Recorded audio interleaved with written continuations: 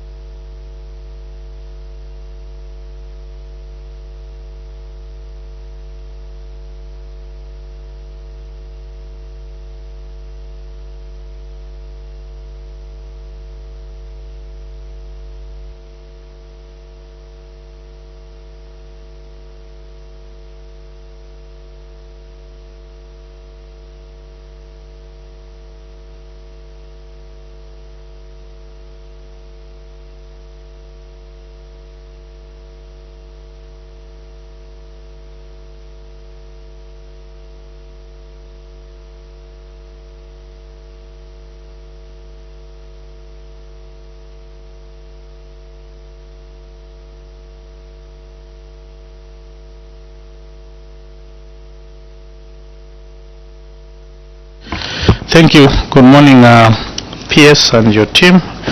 I presume those were last introductions.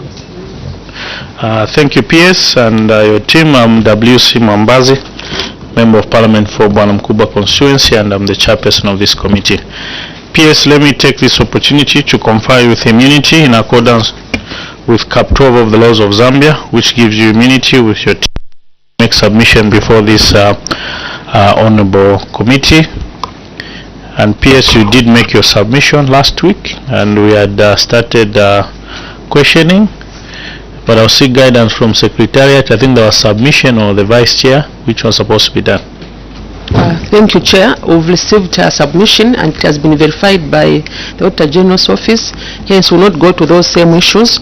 We'll start our questioning on page 24. However, the query on page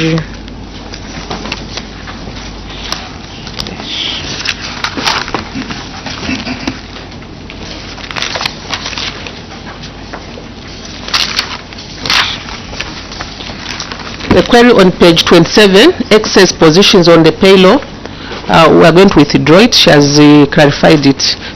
So the excess position on payroll will not question it. Instead, we'll go direct to 28 on officers on payroll but not on staff return. So we start from page 24, irregular transfer of SCT funds to Ministry of Finance Mpulungu. That's where we'll start from, Chair. Thank you, Vice Chair. So, honorable colleagues, we are guided. We can proceed to page 24 of the submission.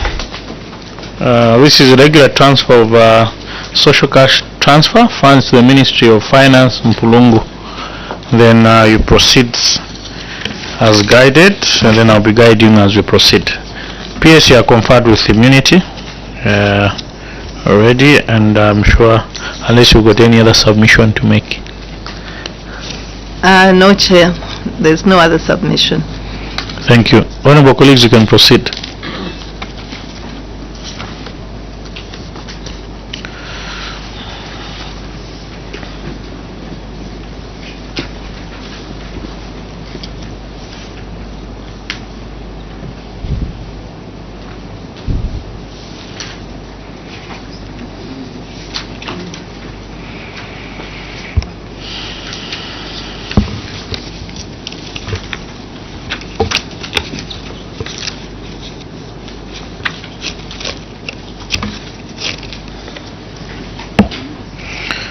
Honorable Kambita, you can proceed. Yes, I've taken note of the response as the cause of the funds that were irregularly transferred to Ministry of Finance and National Planning, which were targeted at beneficiaries. And I just want to find out from you, PS, what could have delayed disbursement of the same funds, in that you have staff domiciled at this district and they have resources to facilitate what they were supposed to facilitate, and yet you ended up having this transferred, getting this transferred, these funds mopped up. Could it be a question of inefficiency on the part of your staff, which might recur? Or is it an issue which you feel we might have to have a discussion with the Secretary of Treasury in terms of late transfer of funds for programs? At what point did you receive these monies? Is it late within December or early enough for you to have enough time to disburse them to the targeted beneficiaries? I submit.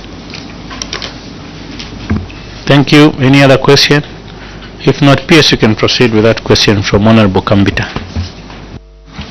The Director of Finance will take this question. Thank you. Director of Finance, you can proceed.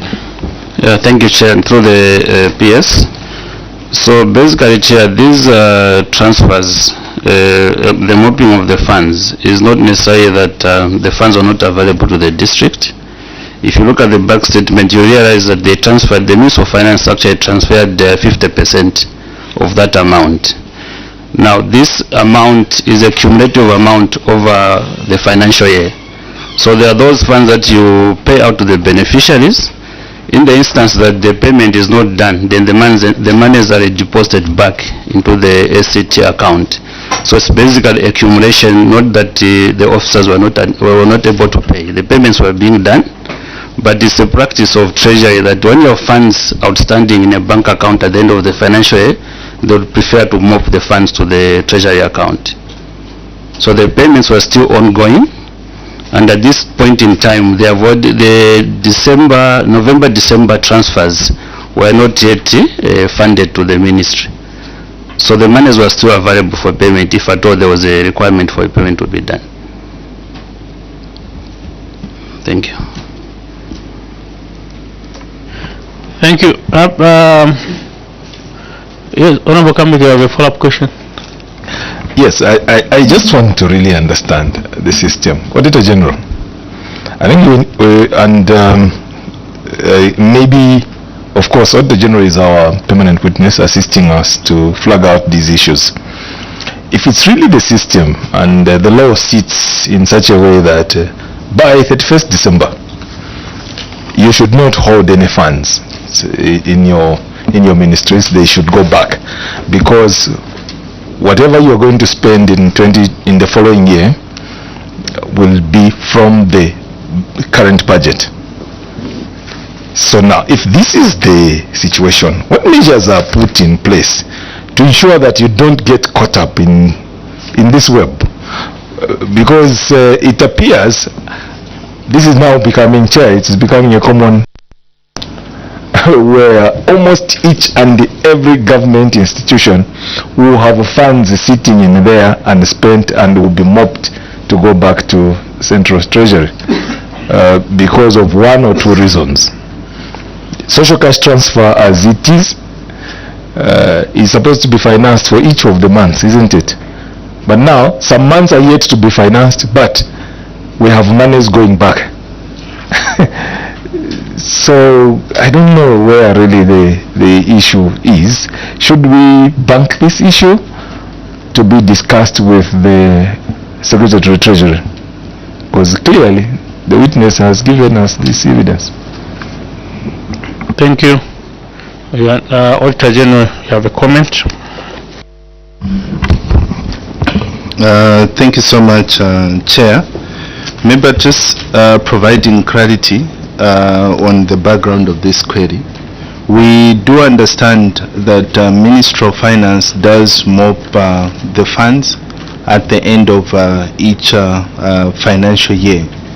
The funds that were mopped was the second month of the following year, and our concern was we are not availed as to why the money was being moved to a Ministry of Finance account. And that is the base of our concern. Not that Ministry of Finance can't mop the funds. We do understand Ministry of Finance does mop the funds. If the ministry requests for reinvestment of those funds, those documents will be availed to say these funds we could not use them, and we requested for reinvestment of these funds, and as such we had reinvested the funds. But for these funds in question, they were actually moved to a Ministry of Finance account. And we do understand, based on the PFM, that if you are moving funds into another account, there needs to be authorization from Secretary to Treasury. So that was our base of how did these funds get moved at the beginning of the second month of the year into a Ministry of Finance account when it was supposed to be meant to pay these beneficiaries. So even in the submission from the PS, what we expect is documentation that we could not be availed when we are auditing this issue as the documents that needs to be availed to us. Chairperson, I submit.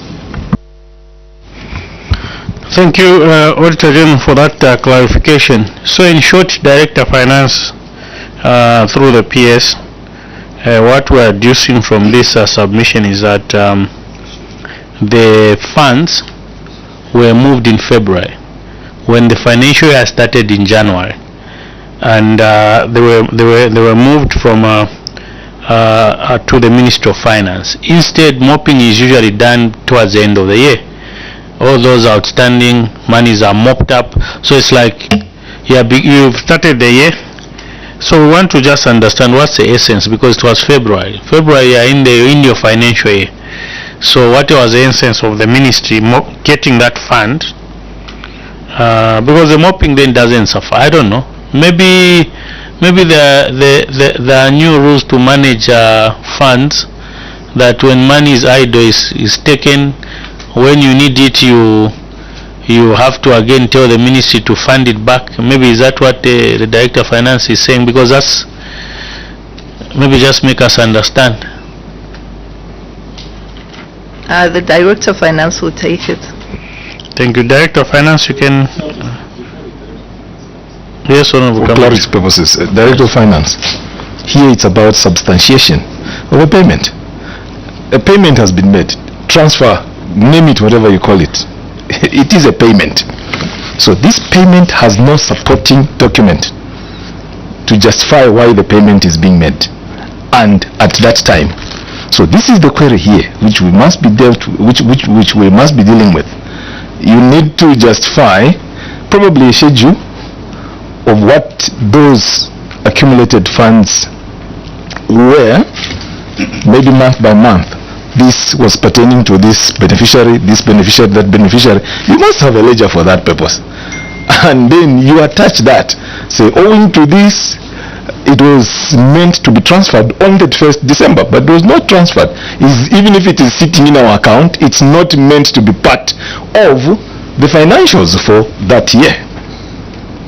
That would suffice in terms of what the auditor is asking for.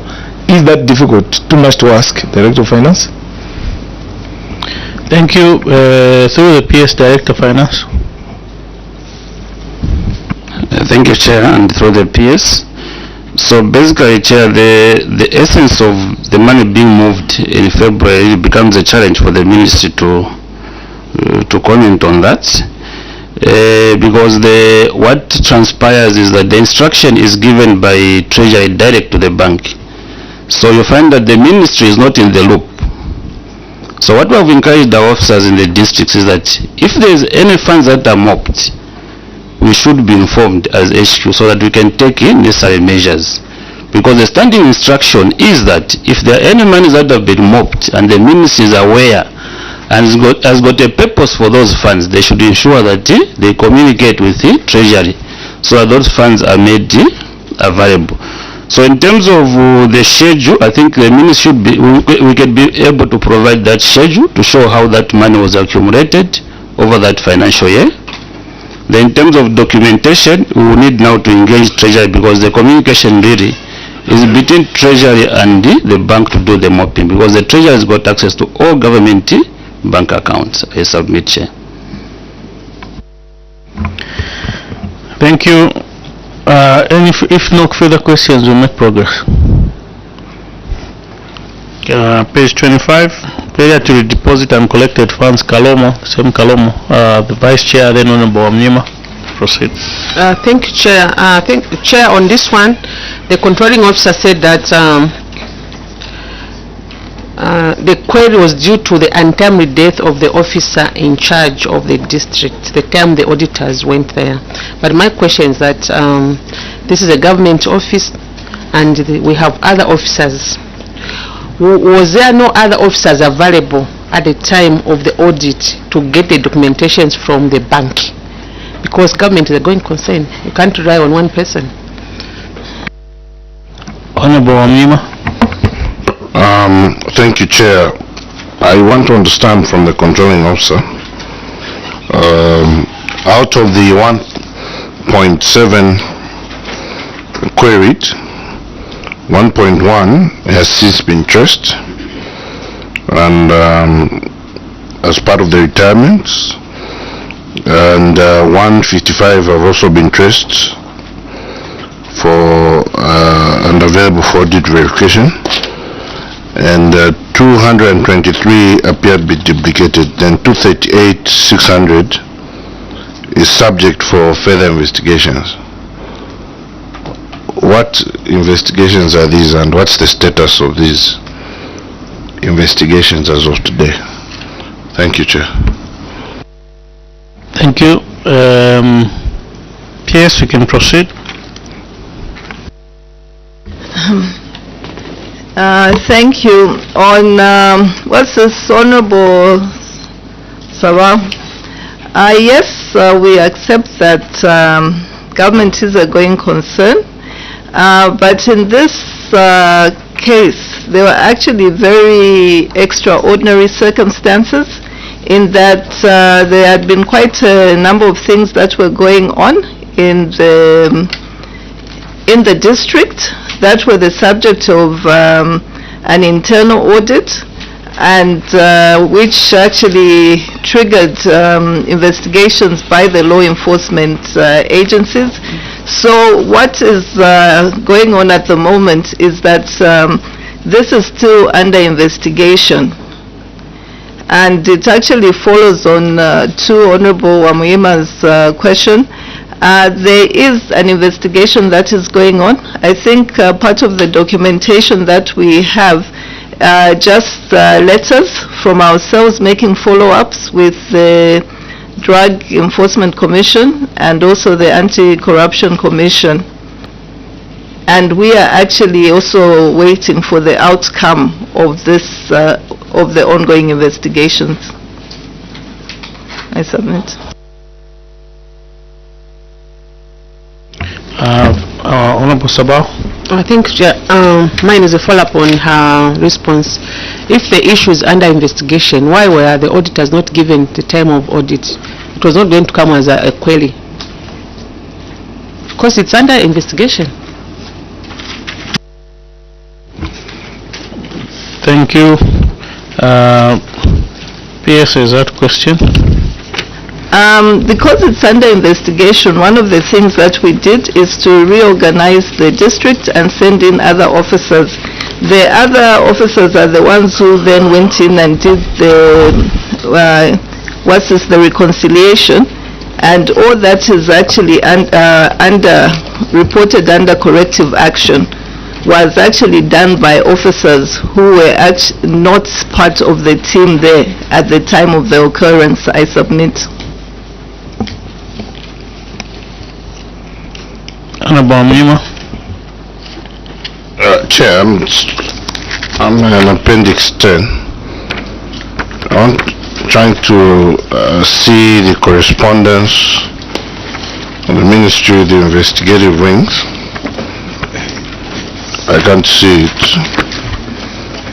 And because we just want to understand, because Chair, I think these investigations, especially to do with social services, should not take too long. These are social services. It's not as if you're investigating a lot of money. 230,000, 1 year. They are still investigating.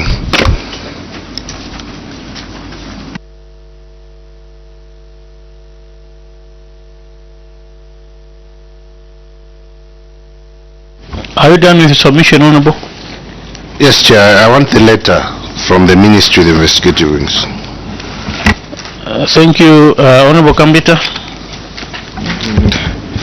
As for me, Chairperson, I would like to challenge the controlling officer that any matter which is queried, especially that it has been queried by the Auditor General here, and even if it is a subject of investigations, you as controlling officer are in charge, and you have got the right to request whichever law enforcement agencies are investigating this for progress that is being made.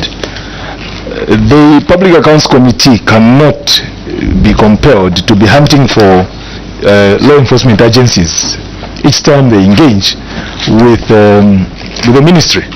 Right. Because it seems to be becoming now monotonous in such a way that almost every ministry where there is an issue, the quickest hiding point is this is being investigated. We are almost thinking that we should actually add on the law enforcement agencies as part of our permanent witnesses, so they give us updates on these matters that seem to be accumulating. So it is actually your responsibility, controlling officer, to ensure that matters are investigated to conclusion, so that you can give a conclusive submission to this committee. I submit, Chairperson. Thank you.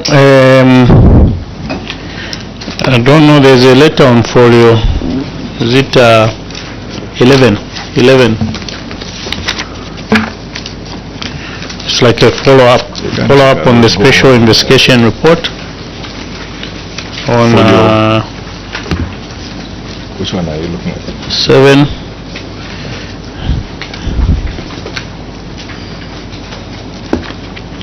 PS, those are two, I think, questions. And Honorable Mwamnyima, take note that, is it folio Appendix 11? PS, maybe you can proceed and make comment. Honorable, you can switch off the mic.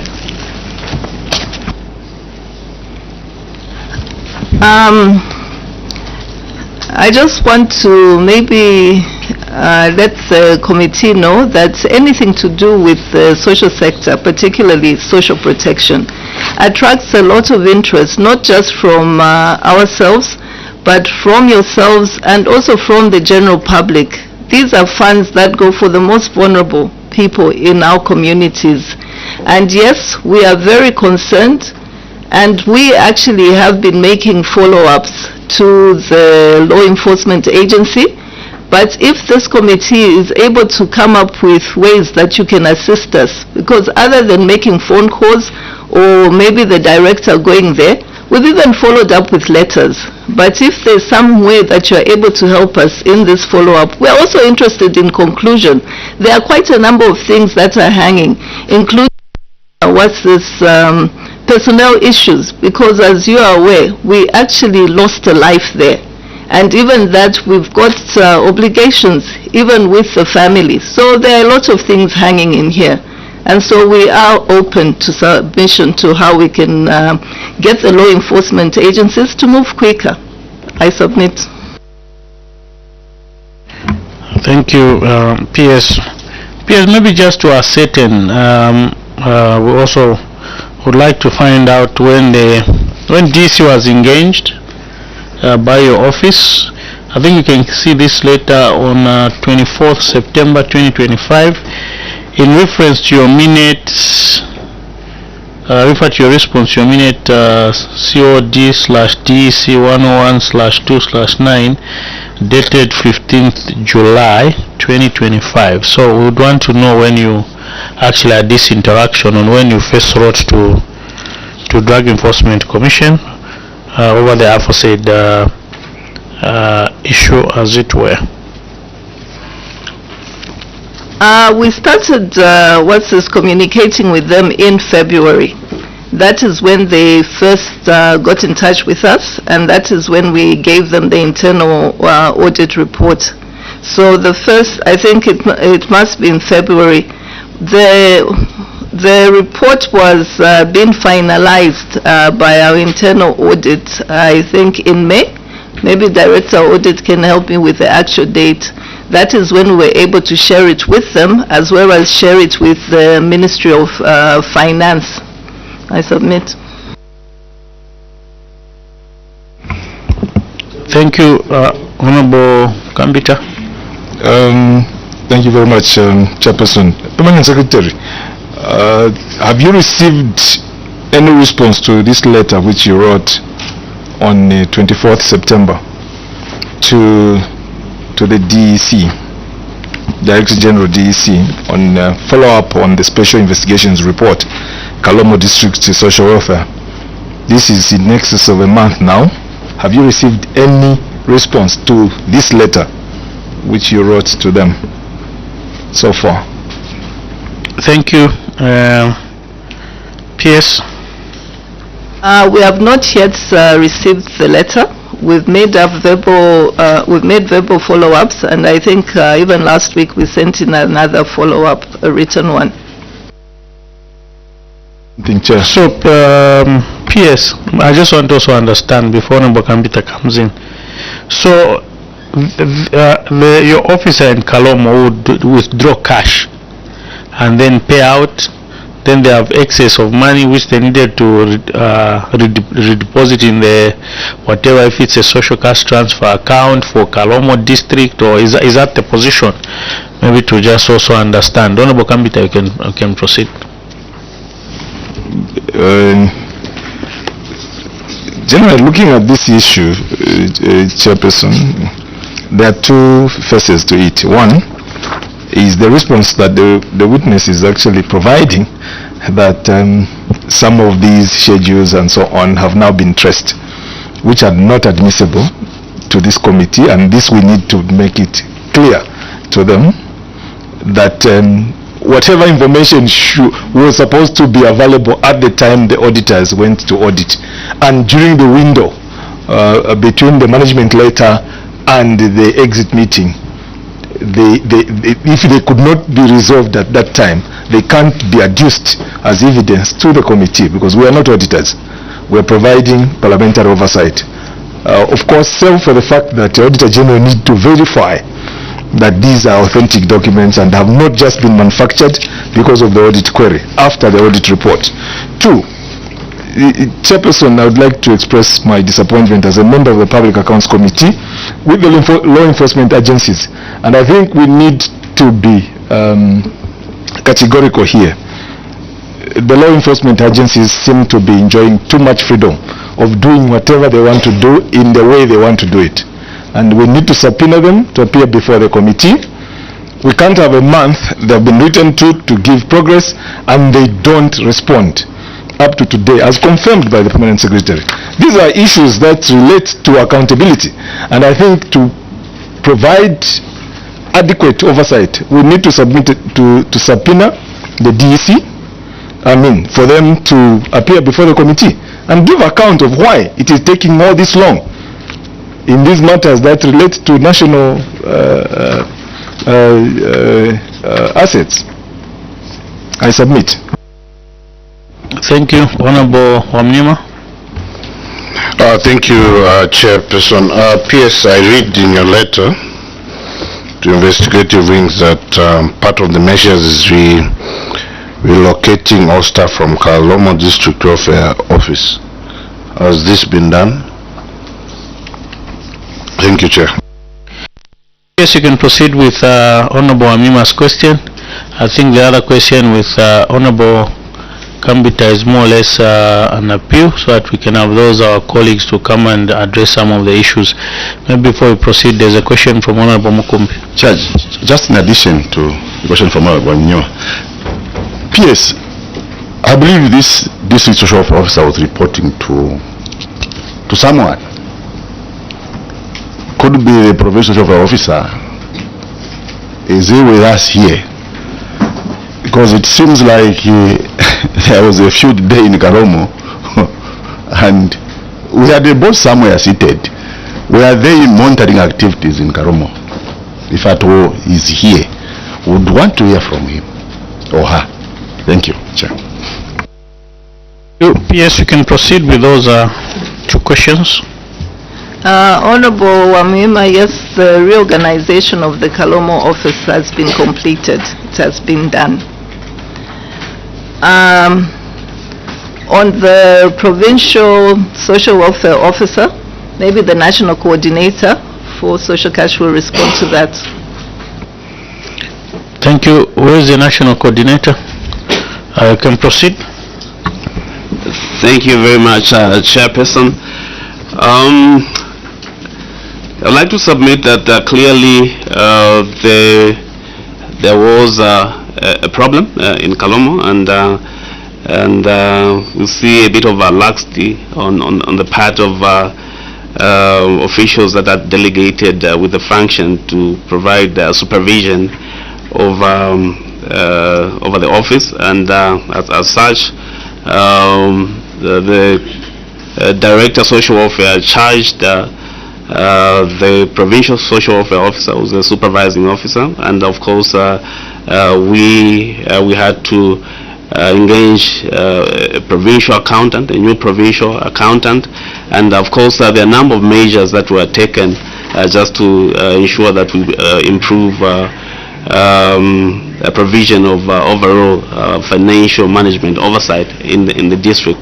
And one of the measures includes digitalization. We also went on to enhance the system, and we looked at other things that that would possibly help in the delivery of the social cash programming in the district.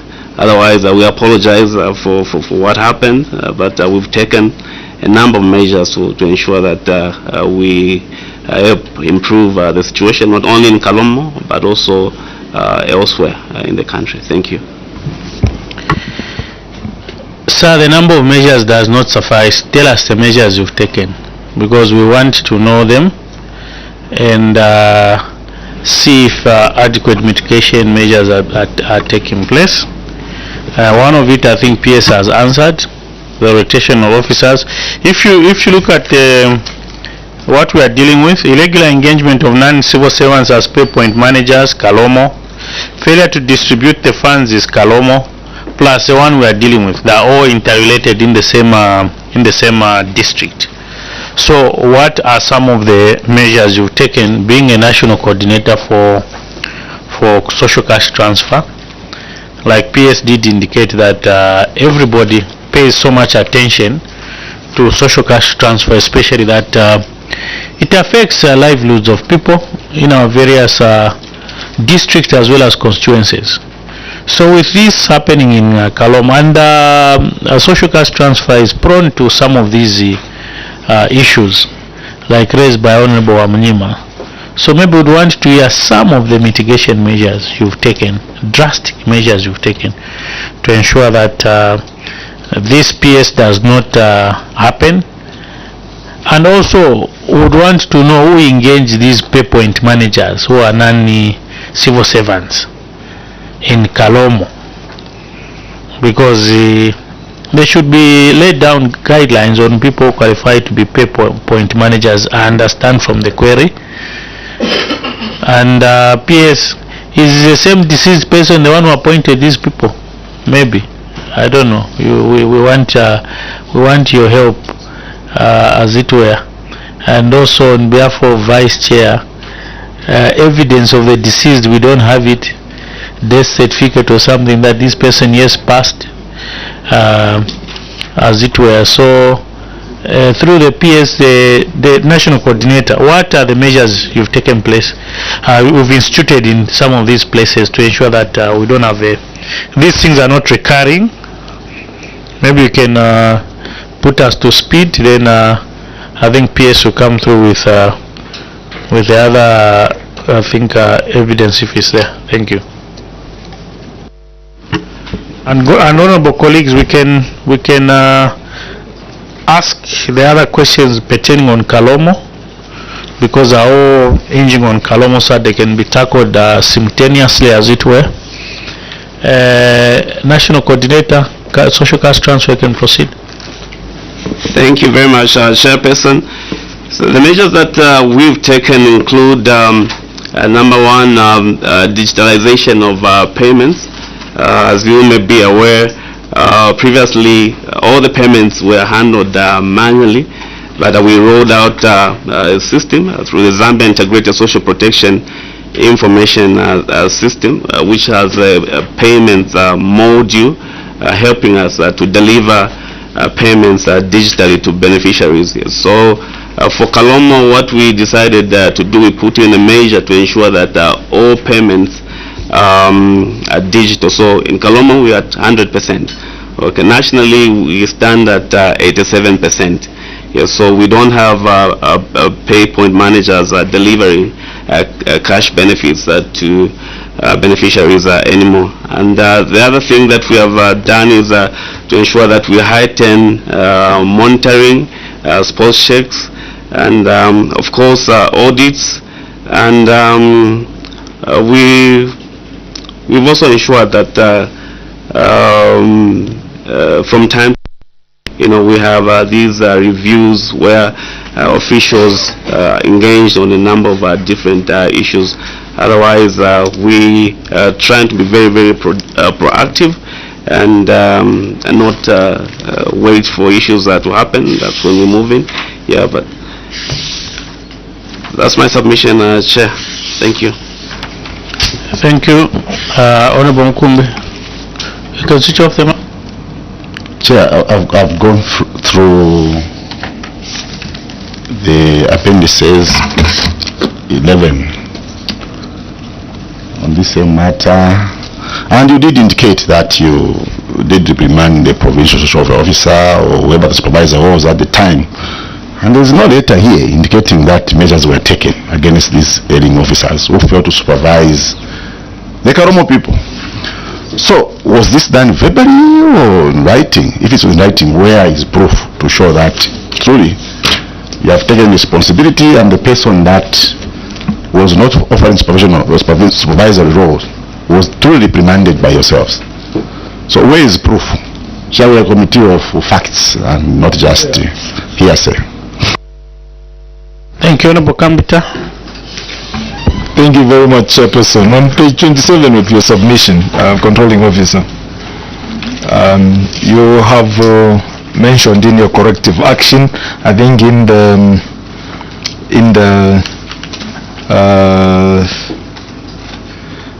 third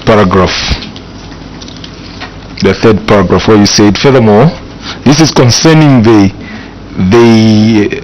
people who are not civil servants, the PPMs who were engaged. You've stated that further it may be noted that the ministry submitted the names of all non-civil servants previously engaged as PPMs to the Drug Enforcement Commission and Anti-Corruption Commission for further investigation. And I think your your submission of the names should have been a report. This is supposed to be a report to the law enforcement agency, which report must be acted upon. The acting upon the report is, we are supposed to be talking of an arrest here. So we need to get an update from you, Controlling Officer. Have these people been arrested? Or they are freely roaming around and we are still at the stage of names having been submitted? They are probably not even aware that their names were submitted. So at what stage are we with these, for lack of a better term, criminals who seem to still be roaming the streets? Parliament wants to know, because we're representing the people. If there is criminality here, people are supposed to have been arrested by now. Why are we still at discussions levels? Passing the ball to law enforcement agency, committee now gets to know it, we are discussing it here, people are not arrested, when it's clear here that there was fraud. Thank you, Honorable Kambita. PS, are those two questions from Honorable Mukumbi and Honorable Kambita for your intervention. Thank you. For Honorable Kambita's question, we actually have had, as I'm saying, there's an ongoing investigation. There are officers, I think maybe one that I know for sure, who has actually come and told me that they've been called to go and give a statement. And our sending the names of the non-civil servants who were acting as pay point managers was also to help with the investigations, and we gave them the details of what we had, which were like their full names, their NRSs, and their phone numbers. And it also falls in the follow-up that we've been making to try and find out where we are sitting with this investigation. And since we did make those submissions, we have not yet received any response, as I had earlier indicated, to any of the follow-ups that we have made. Honorable Mukumbi, you may have to repeat your question. I'm so sorry. You can repeat the question. He did indicate that the supervisor in Southern Province was reprimanded by the office. So we are a committee of facts. Was this done verbally or it was in writing? If it was, where is evidence here? Because I've gone through Appendix 11. There's just one letter from the district officer, just one. So we want to know what did happen to the supervisors, because it was their role to ensure that all the district officers are performing their tasks as per standard operating procedures. Thank you, Chair. Honorable Mnyuma. Chair, I also want to understand why these issues are just being restricted to DEC, because some of them appear like just theft, which is in the penal code. You can report to the police, because I think there's so much their approach is too administrative for people stealing money. So what is the issue here? To wait for write letters, you theft by servant, you get picked up, you are prosecuted. So I mean, of course, in some instances these people are actually not, they're actually not, they're private citizens, which even brings issues of fraud. So I just want to understand this issue, why it delayed. It only seems action starts in September, unless if there's other correspondence which is not in the appendices. It feels more like maybe the internal audit here to help us, Chair, to understand when this issue was first reported. Thank you. Internal audit, you can take a seat.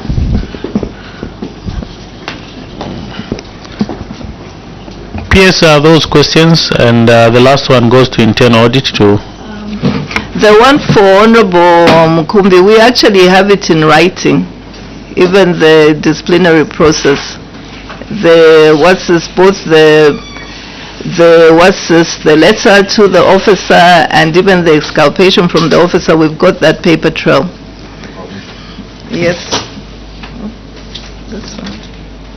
I don't know if it can be given at this point.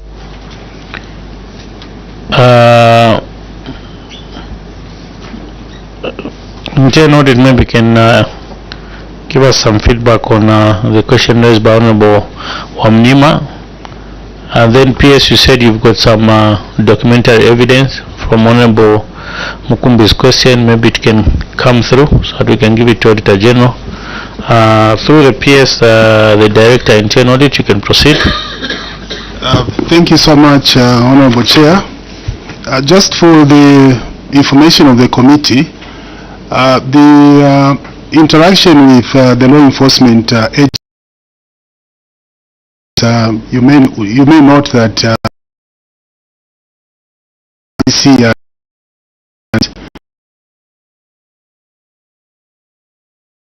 for our report, at which point the audit was still in train.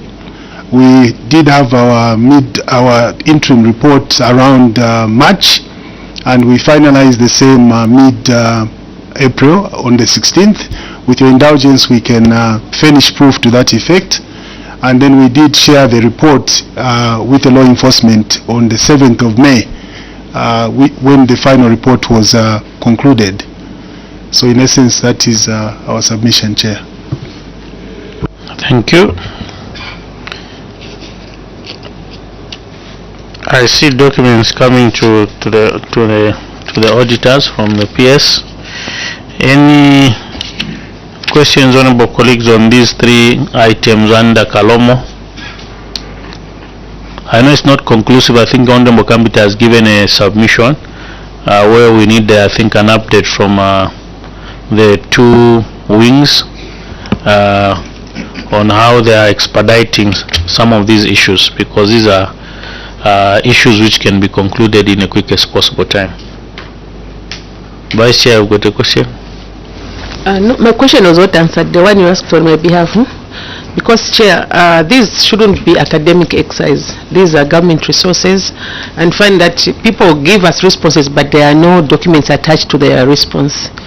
Because I've seen the issues around a deceased person who is not even there to defend themselves, but we don't have the documentation to say for sure that that person is deceased, because there were other people in the office. SPS, there is evidence of some death certificate or burial permit to that effect for the deceased. Where is the human resource?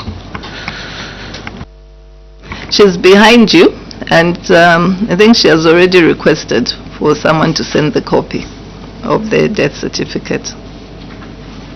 Okay, Director Human Resource, you can exchange with the Director Internal Audit and tell us what you've requested. It should be on file.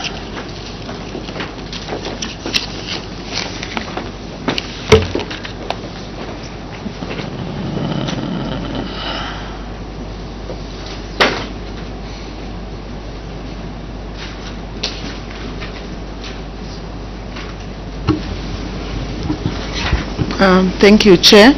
I've contacted the office for them to furnish us with, so there was no death certificate, but there was a BID certificate that was attached. So I'm just waiting for them to just scan it. It's actually on file. Thank you.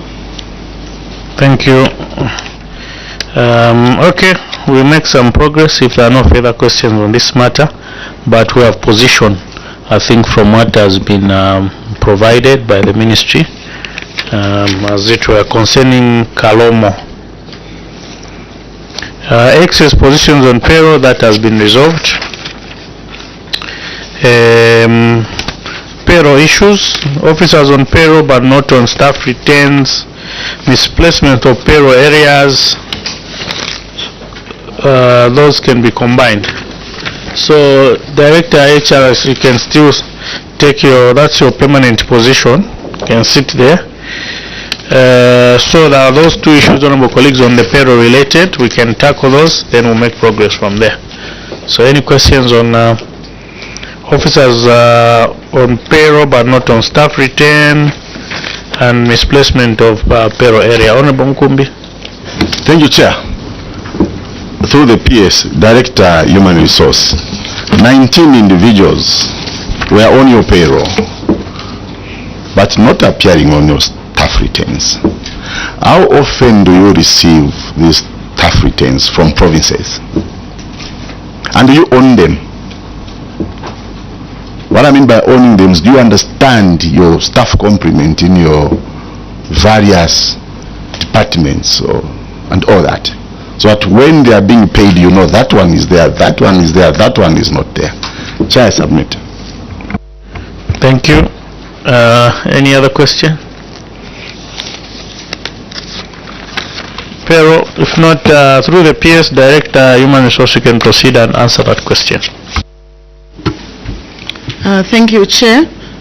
So in terms of the submissions for the staff returns, we receive the staff returns on a monthly basis. And I think that the question that is being asked at the time that we were auditing, it was at the time that we had received some Treasury Authority for additional positions. These officers reported in the provinces. We had those positions, the staff returns updated, and I think they were shared with the auditors for verification. I submit.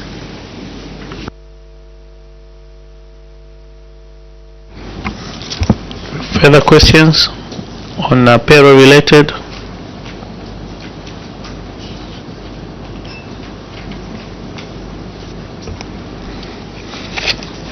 Honorable Mkumbi, your question has been answered.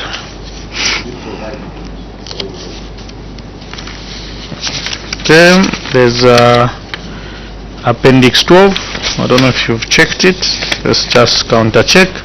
Misplacement of payroll area. Maybe we can have a comment on that from the Director HR through the PS.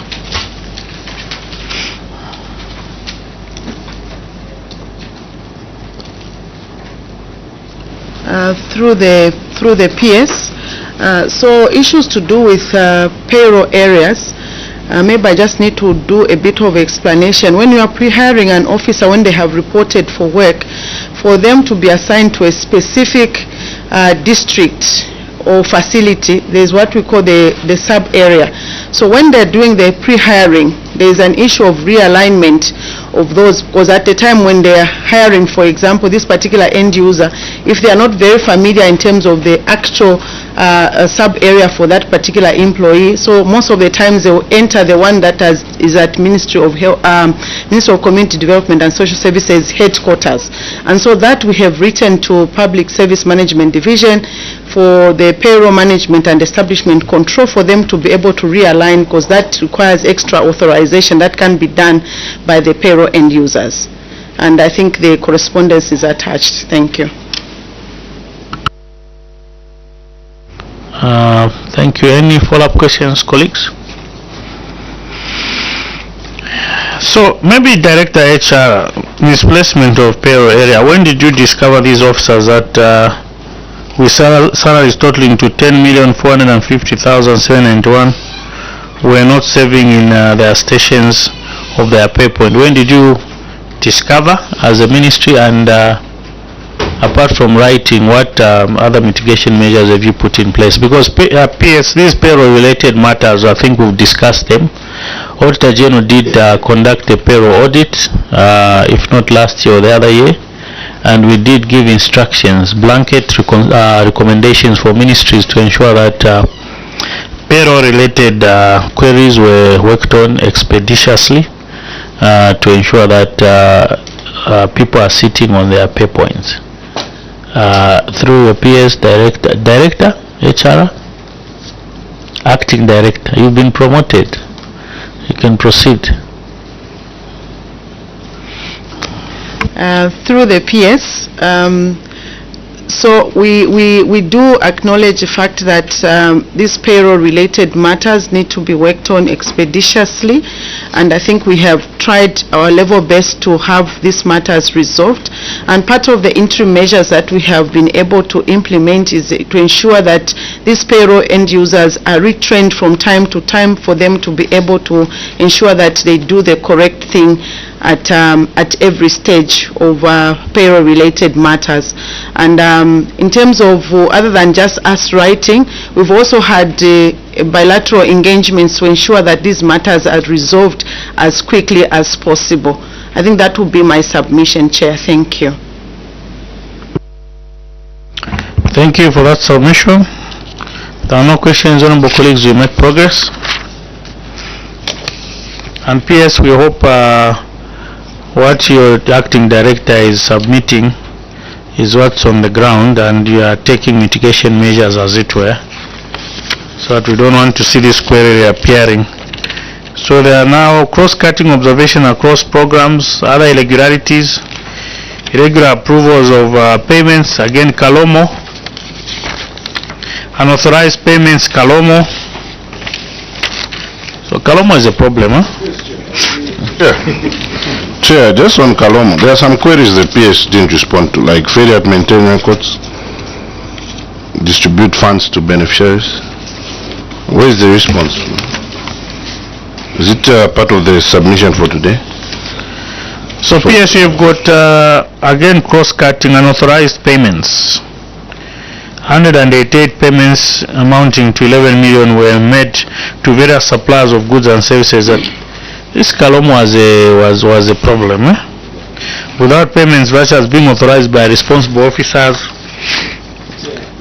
then irregular approvals of payments, junior officers with ranks of assistant social affairs and were also initiators of requests for payments. What transpired in Kalomo? Maybe honorable colleagues, you can ask questions on all these Kalomo related issues, so that we just put it as one submission. Yes, Honorable Kambita. Yes, Chairperson, thank you very much. Indeed, Kalomo might just be an indicator of the iceberg in question, because auditors visited this particular district, and when auditors are carrying out their audit, as you may be aware, they sample. This is one of the sample districts of the 116 districts. So what is obtaining in other districts, I think it should be an eye-opener. Kalomo should be an eye-opener to you, controlling officer, as in these irregularities that were unearthed by the Auditor General, and what they are looking for is the proper systems, authorization systems, and being followed. So we may exhaust and talk everything about this, but I think this is just an indication of the status of the social cash transfer program in your ministry, which really needs a serious overhaul and looking at it with serious lenses. Otherwise, I think, Chairperson, I just want to make a comment. No matter how many questions we ask controlling officer, she is seated here at the central level. She does not control what happens in the field there, but these audits unearth situations which require serious observation of what's going on. So it is incumbent on her to really send in the internal audit unit. Probably, I would suggest that the internal audit function of the ministry must be very busy going forward to address these problems. Thank you, Honorable Kambita. PS, tell us what is the status with Kalomo as we speak, because we've seen all these hand-and methods. We've heard of the person who was a supervisor is deceased, but government has got perpetual succession. There was also a second in command who was the other person, unless they were all not responsible. What is the status as we speak of Kalomo? Because we've got these investigations, names have been submitted. So have you cleaned up such that we have entire new staff complements for Kalomo, as it were? And if so, how are they operating? And if that's not the case, how do you intend to move forward to ensure that these issues pertaining to Kalomo are mitigated? I see there's an accounting perspective, there's a social cash transfer perspective. Maybe you can give us an update on Kalomo. Thank you. Thank you, Chair. The first thing I think we should admit is that a lot of things, I think maybe everything that could go wrong, went wrong in Kalomo. And that is something that maybe, yes, it's a terrible situation, but at the same time, I think we should also have some confidence that measures that have been put in place are actually working. This whole thing, like even the information that Kalomo has now been the subject of, I think, over 3 separate audits, is the result of systems that we have in place at the ministry In the first place, we actually as a ministry were able to pick up that something is wrong in Kalomo. It's the ministry headquarters that requested internal audit to go in. And a lot of what we are seeing is actually a product of that internal audit report that has been shared with other government institutions. Yes, I can confirm to this committee that we have completed the cleanup of Kalomo as best as we can. And one of the things that has happened, as the National Coordinator Social Cash Transfer said, is that all payments in Kalomo are actually 100% now being done digitally, either through wallets or through the telephone. And what actually happens is that we have reduced the human interface with cash. We no longer have anyone going to the bank to withdraw cash, and we no longer have anyone traveling to make payments.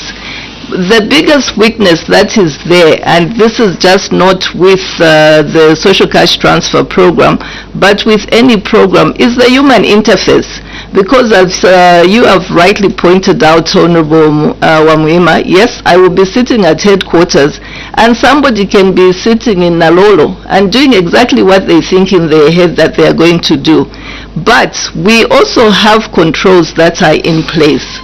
And we've actually just tightened up. We've got a new crop of provincial accountants to just oversee what is going on even with the digital payments.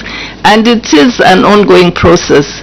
We are actually, I'm sure that Auditor General will be able to actually also just confirm that there are about 2 other internal audits going on, isn't it? Even Controller of Internal Audit can confirm that. And I'm sure even from the findings that will come from all these audits that are going on, we'll be able to close the gaps. It's not anybody's wish that money should go missing, because basically we do have beneficiaries for whom this is a lifeline. This is what they need to survive. I submit.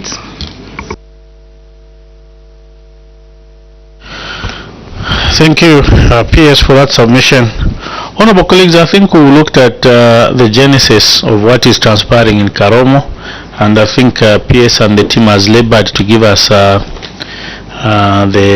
picture so we can have position on that. We'll make progress. Still on page 32. Failure to deliver bicycles.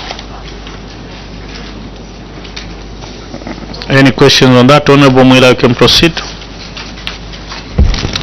Thank you very much, Chair. PS have looked at this issue. Director HR, maybe you can take leave if you brought your document. Let me have procurement there. So I've looked at this issue, the contract of 18.9 million kwacha awarded in 2023, but up to now bicycles have not been delivered. First of all, I think the genesis of this is maybe inform the committee what happened for a tender that process was started in 2022 and it took 1 year to award. And I think that's where the argument has been, that the time that has elapsed, the costs had changed, the bicycles the prices had gone up, and they had approached you for price negotiation. So why did it have to take more than a year to conclude the procurement process and award? Before we can ask further questions, I think we need to have that background, because that's the genesis of all this problem. I submit, Chair. Thank you, Honorable Mkumbi. Chair, and later on the ministry did award this contract to Raton Freight, the cost of 13 million, and they were paid 25%, which amounted to about 3.4 million, and no bicycle was delivered. So I've seen some letters in the appendices here. I can't see a deposit slip from Raton to the ministry. Have they paid the money? Or where are we? We were supposed to claim back this money. But I've seen some correspondence from yourselves to them and the Attorney General, but we haven't seen them paying back. Where are we with the matter? Thank you, Chair. Any other question? If not, PS, you can proceed.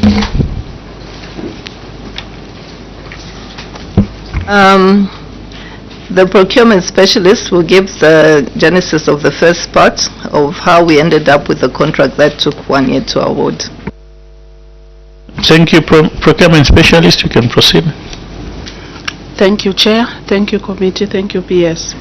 On the time it took for the award to be made, we apologized on the time, but on the award part, we did award the first bidder and there was an appeal. So because of that, it delayed on the award of this contract. I submit, Chair. Thank you, procurement specialist. You are being economical. Just with the explanation, I think honorable members have raised the pertinent issues, which I think step by step you might elaborate and give us your submission. But suffice to say that honorable member, we want to make a follow-up. You can proceed. Yeah, exactly, Chair. I think we need more details to deal with this issue. So, it's a new submission that you have made, because in your written submission, yes, you have talked about not having initially considered to award this particular bidder, because you said the minister had initially not intended to award the supply after conducting a post-evaluation due diligence, but the decision was overturned by ZPPA upon appeal by the said supplier. So now you have mentioned something that is not here, that you awarded someone, then there was an appeal, and then you awarded this. So what was your finding in your due diligence that made you not award until ZPPA intervened? And I think we need more details than one or two answers. I submit, Chair. Thank you. And I wish we did look at this earlier, because we could have invited ZPPA to give us a position, because we've seen on ZPPA submitting that, which I think we don't have. Yourselves should have that correspondence. You did write to ZPPA for blacklisting of the aforesaid supplier.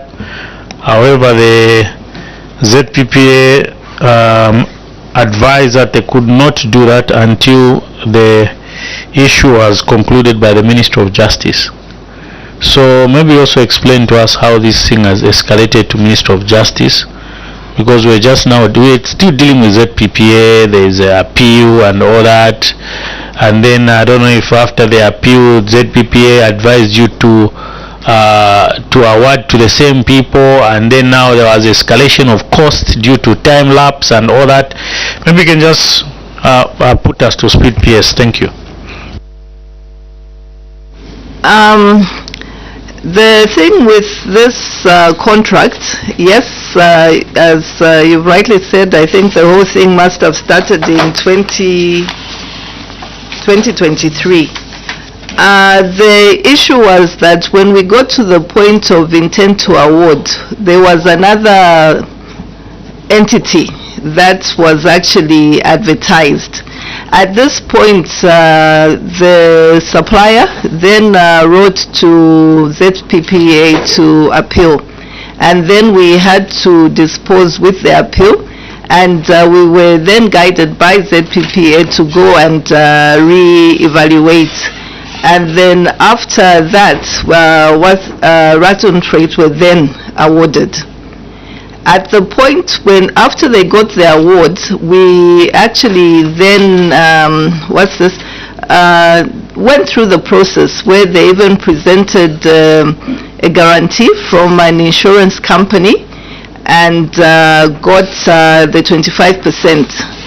After that, they then said that they wanted to renegotiate the price that they had indicated. And this is a general challenge, which I think it's not only our institution that is experiencing this, where we have bidders who come in at very low prices and then are best evaluated, and then after that we will want to renegotiate. At this point, I think when we had this situation, we were then Raton Freight then also requested the 25% payment, which they then got, and then wanted to renegotiate. As we were in this situation, the guarantee expired, and then we then wrote to them asking them to either provide a new guarantee, which they have not done, and then we made a follow-up as to the best way forward. We did approach ZPPA to find out if they could be blacklisted, and that's the response, that until we conclude with justice. And as we are sitting everything is still with justice, because we are trying to see the way forward, but it actually looks like something that will go to litigation because they have not paid back. Thank you, Honorable Amima. Honorable Mwila, is that your hand? Yes. Okay, Honorable Amima, then Honorable Mwamba. Honorable Mwila. PS, you can switch off the mic. Chair, I note that from the submission of the PS, I think it's clear here that the Ministry of Justice advised the Ministry to renegotiate the contract, but the contract sum due to the time period that has lapsed. But your Ministry chose to terminate instead. So what is informing the termination? Instead of going to renegotiate, because you have issues to do with inflation, months are elapsing, you can't also stick to the same price when even you yourself, PS, can see that inflation is not the same. So my question to you is that why has this contract, why have you opted to terminate instead of renegotiating the terms of this particular contract? Thank you, Chair. Thank you, Honorable Mwila. Thank you, Chair. PS, you have submitted that you initially had not intended to award this particular supplier because of the concerns that came out of your due diligence. So what were those concerns that came out of the due diligence? And second, did the contract have a clause for price negotiation? I submit, sir. Thank you. PS, you can proceed. Price negotiation, and why didn't you just negotiate? Because there's escalation of costs after that delay, so that you can you could have agreed with a supplier on the best suitable price between the two parties. And second, you've said that's a challenge you are having as ministries, not only Ministry of Community Development in terms of lowest bidder, but failing to supply. What mitigation measures are you doing? Are you changing the cost to look at the best suitable, or you're just, because the government always looks the lowest bidder, and then we have these issues like what we're talking about now. PS, you can proceed. The procurement specialist will take this. Thank you. Procurement specialist, you've got a question from Honorable Amnyima, Honorable Mwila on a clause in the contract for negotiation, and also my question on what mitigation measures you are taking as a ministry, having seen these happenings even with your counterpart ministries in terms of non-performance due to being the lowest, in terms of failing now to deliver the aforesaid being products or goods. You can proceed. Honorable Kambita, you'll have to hold on. We don't want to bombard the specialist with a lot of questions, so that you can answer them adequately. So you can proceed through the PS, the procurement specialist. Thank you. Thank you, Chair. Through the PS, the first question was, why didn't we negotiate on the contract as advised? The contract had expired even at that time, so it was not possible for us to negotiate on an expired contract. So it was prudent for the ministry to inform the supplier that the contract had been terminated. It was just for information because the contract had already expired at that time. On the second question, on the price negotiation, whether there was that clause in the solicitation document. No, there wasn't, but the Act does allow if the authority is engaged, of which we did, and no objection was not granted on that basis. Thank you, Chair. I submit. What lessons have you learned, my question, in terms of this? Every time is low priced, but you are not looking at people failure to from your own perspective as procurement. Thank you, Chair. Through the PS, maybe we can also put in measures of experience so that we can only pick those that have done such type of contracts before. I submit, Chair. Honorable Kambita, then Honorable Mwila, then Honorable Wamnyima. Yes, thank you very much, Chairperson. And I'm sure the ministry must have relied on the legal advice before they could terminate the contract. And it would be interesting for a committee to have sight at the contract clauses, because a contract is a contract. And it's here. Okay, we will comment on that later on. Each time a 25% is paid, this is not just paid and you can still request for it from the supplier just like that, like on a gentleman's agreement.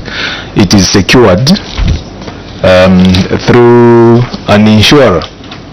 And this is the guidelines in government contracts. You can't pay 25% to a supplier without it being secured. So anything that goes wrong, you claim it through the insurance. What do you call that? It must be bonded, isn't it? Is it bonding, or what do you call that in your language? Procurement. Security. Yes. So now, why didn't we secure this 25% which we paid? You can pay somebody more than 3 million just like that, and up to today we are still debating. So who instituted this payment? PS, I hope you were not part of, you were not the PS at this time. You were the PS at this time. This one is a serious matter in having such an amount paid and it's not secured. And many government departments are just getting away with it like that. So maybe Honorable Kambita, not to interject you. From the explanation, initially it was secured. Then now bonds have expired due to back and forth. I think that's a submission. It was usually paid on a, I'm looking at the contract, on the bonds, but they've expired, which I think is a problem now. Why did they let the bonds expire? Yes. Because they could have encashed them. Initially payment was done on the bonds, but why did they make sure let them expire? Because now there was a danger. Proceed. Yeah, just for the information of the witness, what the committee grapples with usually is a situation where on the part of our own government officials, they let situation favor the person who is against government actually recovering what has been paid. So this is where we have an issue as a committee. Here we are on our way losing out more than 3 million because of no action. So what must we do with you as a witness appearing before this committee? What kind of recommendation can we put in our report? Honorable, was it Honorable Mwila, then Honorable Wamnyima can proceed? Yes, Chair. I think the submissions by the procurement specialists need to conform with the information that they have submitted. And I think the committee, Chair, the committee needs to know exactly what issue the ministry has with this supply, because there is a risk of the public funds being lost through that advance payment you made. The statements that the procurement person has submitted, which are actually incorrect, because I asked that did the contract have the price negotiation? You said no, and then you said the no objection to negotiate was not granted by ZPPA. You've also submitted that you could not negotiate on the contract that had already expired. Now, I have this correspondence from ZPPA to the ministry. The correspondence was on 9th September. First of all, when you submit to this committee that ZPPA did not grant no objection to negotiate, it's contrary to what ZPPA wrote here. On the last page, in fact, they are advising, ZPPA is first of all advising that in the light of the contract having an authenticator, okay, I'll go to the clause. It's saying that the authority wishes to advise the ministry to review its contract to determine whether a clause on price adjustment has been provided for as alleged by the supplier, RIF, this. In an event that the contract does not have a provision on price adjustments, the parties are at liberty to amend or vary the contract subject to the 25% limit as provided. So, ZPPA did not object. The act I told you, if it is not there, you are at liberty to negotiate, but be mindful of the 25%. So when you submit to this committee that no objection was not granted, you are misleading the committee and the country. Then secondly, when you say that you could not negotiate because the contract had expired, the ZPPA noted here on their correspondence that on 8th of April, the supplier requested for and was paid a 25% advance payment on 8th of April. And they further noted, and yet the contract had expired on 29th March. So the contract expired on 29th March, you paid in April, meanwhile you are telling this committee that you could not negotiate, the contract had expired, but payment has already passed. So what is it that the ministry has a problem with this supply? Because we really need to understand. All the submissions you are making are against the documents and the guidance that you were given both by ZPPA and the Minister of Justice. You even terminated the contract when Minister of Justice said negotiate. What is the problem between the supplier and the ministry, which is putting the country funds at risk? I submit, Chair. Thank you. Honorable Wamnyima. Chair, we have a problem here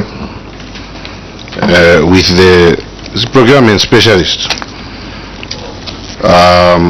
As the Honorable Mwila has explained, she has made her own submission contrary to what is being submitted. I am reading the guidance here from Attorney General Muliro Kavesha on the letter dated 18th November 2024. And on page 4, it talks about the submission that they could not make an extension on an expired contract. So the Attorney General advises as follows. From the facts at hand, the contract signed on 19th January 2024 had a delivery of 8 to 10 weeks, bringing the completion date to the end of March, implying the contract expired at the end of March 2024.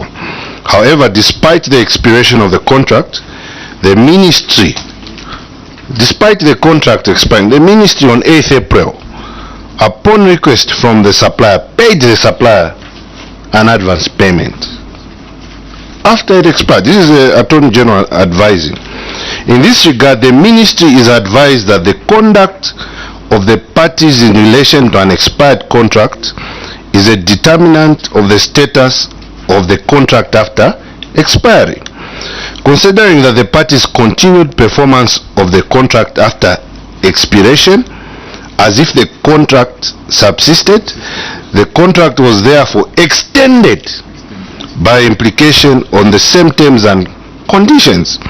I am fortified by the case of Bambos versus Wall. The court held that both parties continued to perform their obligation even after the contract had expired. The contract will be subsisted on the terms as the original parties found it. So, Chair, the ministry here was guided by Minister of Justice that your contract still subsists. And you were told on the last clause here that the ministry should re-engage the supplier to to renew the performance bond and deliver the goods in accordance with the contract. And you must further renegotiate. So why are you submitting here that you could not renew on an expired contract? When the government established office to give you legal guidance, gave you guidance, and you ignored the guidance, you terminate the contract. So what is your interest in insisting on terminating this contract against the advice of ZPPA, against the advice of the Attorney General? What is that interest? Thank you, Chair. Thank you. PS, there is that very important evidence you've attached as in your appendices, which I think has been cited by the honorable members. Maybe you can give comment on the aforesaid. PS, you can proceed.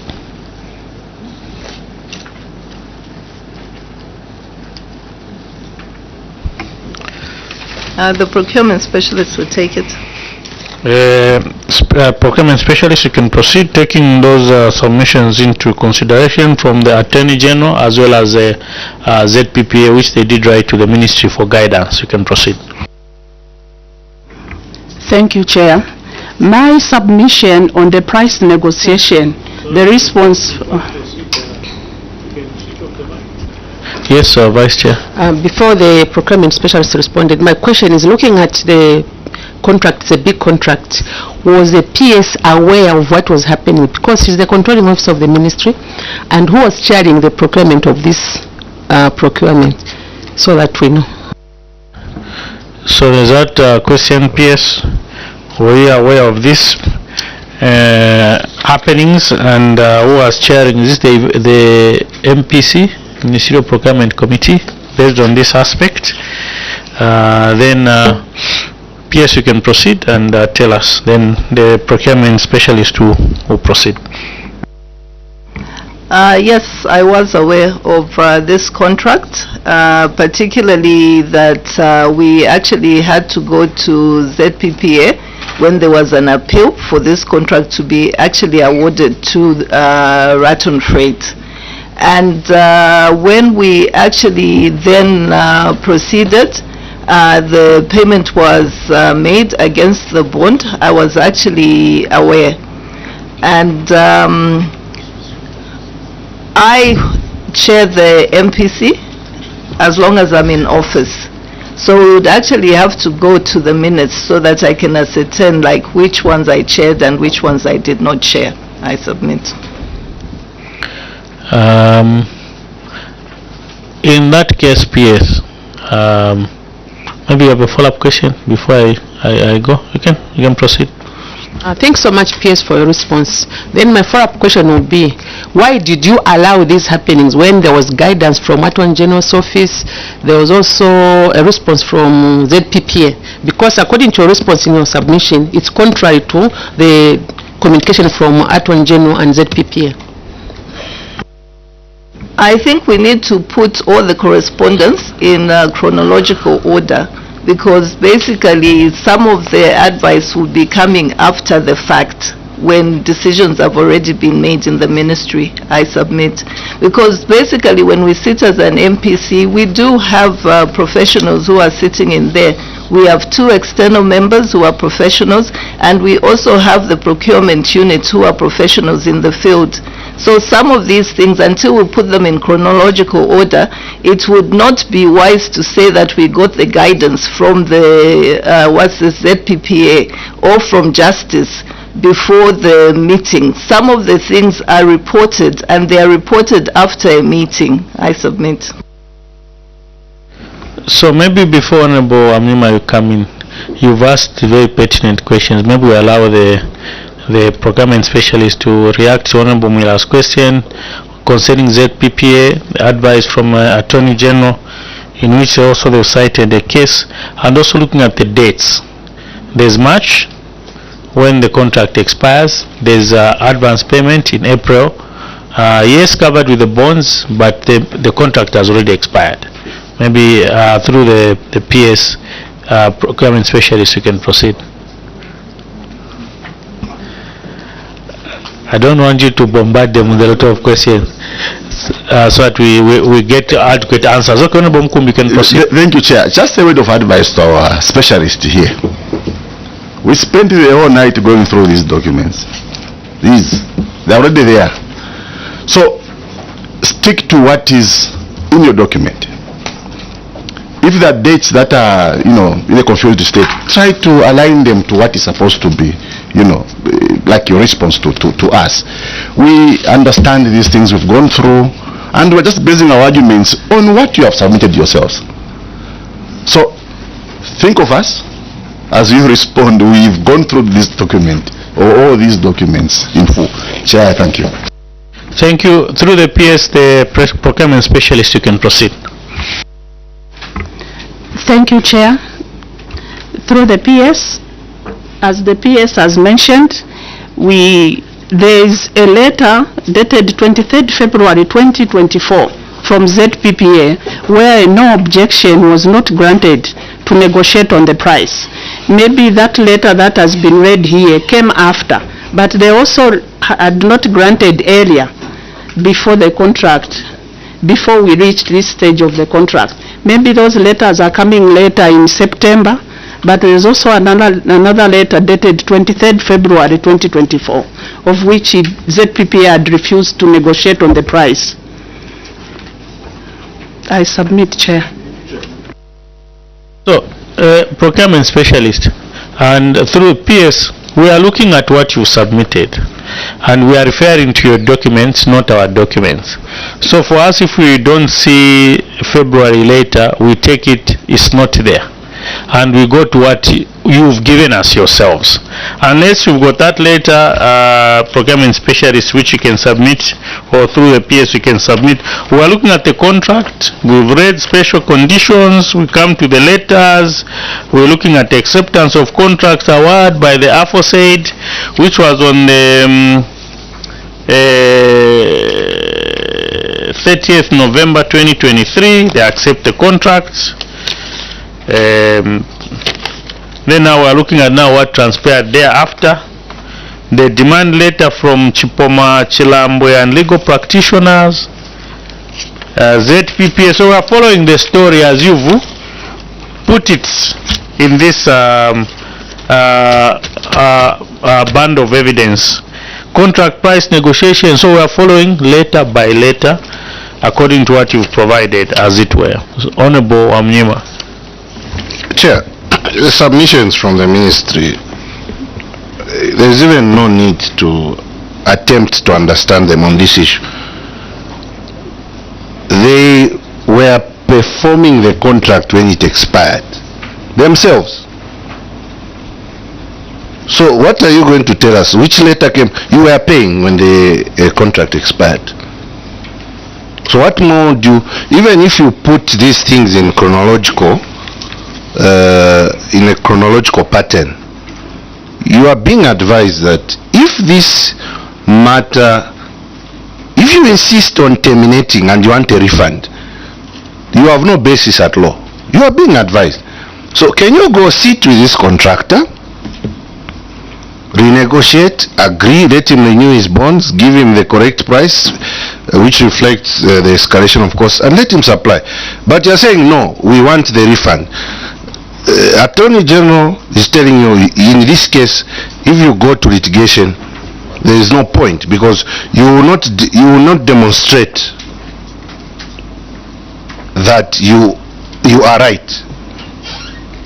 So my question, Chair, is that why is the ministry failing to sit down with this supplier? What is the big issue here? Why are you failing to follow the advice of the Attorney General? Why is it so difficult to just follow? This letter from the Attorney General is dated 18th November 2024. We are over 1 year down the line. You've not made any attempts. Why are you insisting on a refund when you are being guided the opposite? That is what this committee needs. Chair, we may need this supplier, ZPPA, and the Attorney General here. We sit here. That's what we need. If you are insisting not to follow the Attorney General's advice, because documents are, we need to understand what is happening. 1 year you are not following, and this supplier will claim interest. Honorable Mwila. Yes, Chair. Like Honorable Mugumbi has said, we've gone through this file, and the letter which the procurement specialist has referred to is not on the file. There is just two correspondence here from ZPPA. The one on the 9th of September, where they elaborately advised the way forward. The other correspondence from ZPPA is on the 11th of December, when they were responding to your request to bar the supply, and they have clearly stated that they are unable to institute investigations. They cannot bar this supplier, just go through the arbitration process. So if there is any other correspondence which is not here, we don't know about it. We are interacting based on the information that we have. Sure, there is something, Chair, yes. So there is something that we really need to know beyond what is being corresponded here, because the ministry has taken a drastic measure to terminate against advice from Ministry of Justice and from ZPPA. The ministry is on its own, and that's why we want to know what really is the issue between the ministry and this supplier, because we have reached. And if I may ask you also further, Chair, this is a procurement which started in 2022, and I want to believe that funds were then allocated in the 2022 budget. We are now in 2025, 25% paid, 3 million plus, not even a single bicycle has been delivered. So are these funds still there even? The whole 13 million, is it even there? Is it ring-fenced? So that if at all there was negotiation and the contract extended, do you still even have these funds as a ministry? Because we are now in 2025, 3 years after the procurement process started. I submit, Chair. So PS, I was just trying to understand this your earlier letter, and what it really transpired. So honorable colleagues have asked those questions. Let me ask my question later, because I'm just trying to look at how things are moving according to your correspondence between offices. Maybe you can proceed with the two questions if it's the procurement specialist, or you can proceed. I think there have been a lot of gaps in this procurement right from the very beginning. That is why you see it running from 2022 to 2024. And basically, even if we sit here and start going page by page, there's still going to be gaps in this. I think maybe the guidance that has come from Honorable Wamwima, that we actually get a chance to sit down as a ministry with ZPPA and Ministry of Justice and the supplier, then we'll be able to get an agreement on the way forward. Because basically, as a ministry, we still need bicycles. We are still buying bicycles.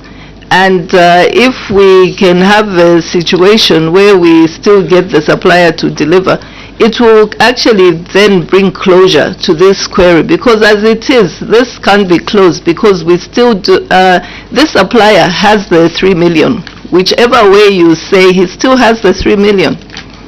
I submit. PS, we do get your submission. Why we are trying to go page by page is to first look at what transpired. Secondly, ensure that it does not happen again in your ministry, and also understand why I think there was no motivation to really engage the supplier, as it were, so that you sit down and look at what special clauses you have in your special conditions, which can protect the ministry from losing funds.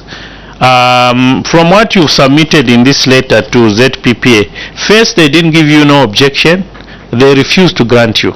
Okay, that's why I would want also them to come and explain. Secondly, you write to them that they are requested for an extension of the contract, which you took to Attorney General. It was granted. Actually, extension of delivery period. I don't know which one is it. Delivery period and the contract period should be the same. So delivery period was extended. After that extension, they now ask for an advance payment, and you told them extend the bonds. Okay, the payment was done to that effect with that extension. Then again now ZPPA now. And then after the payment was done, then they came and asked for price negotiation. I think that's where now the issue started. They had already gotten a payment, then they come for price negotiation. So we've gotten a payment, now I want you to increase the price because of escalation of time and things like that. And now ZPPA wrote to you that you can sit down and engage the supplier after they've gotten your money.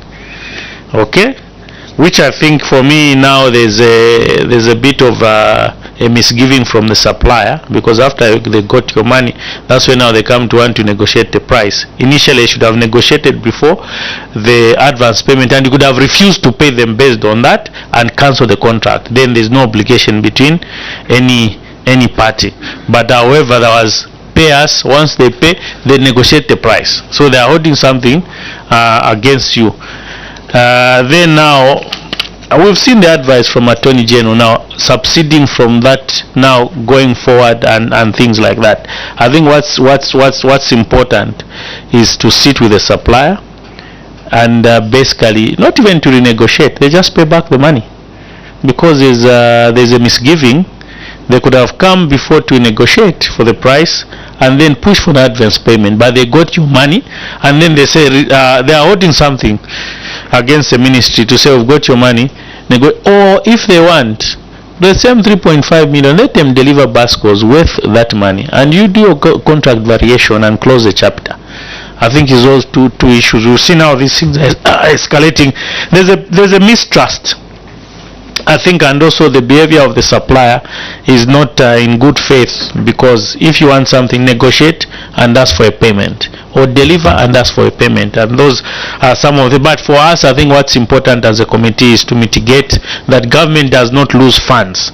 The 3.7 million should be gotten back from this aforesaid supplier under whatever means, either through dialogue, negotiating like Honorable Amnyima said, and engage the supplier of our money. We don't want to proceed with legal issues. Can you just refund us our money? Because you don't have recourse. Bonds are expired. If you want to also negotiate, or you want him to deliver, let him renew the bonds, and then you have recourse. Then you can decide to encash the bonds and close off the contract, because Attorney General has advised you that they have got no mandate to compel the ministry for this contract. Their submission is actually baseless in terms of taking you forward to compel you as a ministry. But it's now us as a ministry to get the funds back. Those are means and ways we should find, as it were. This is what I was supposed to say in closing. Now I don't know why I'm saying them. So now Honorable Kambita and Honorable Amnyima. Honorable Amnyima can proceed. Honorable Kambita can proceed. I think our interest, controlling officer, is to recover the money. I think the whole subject, all debates and whatever, is to recover the money. The money is too much to be lost, and we will not allow it as Parliament.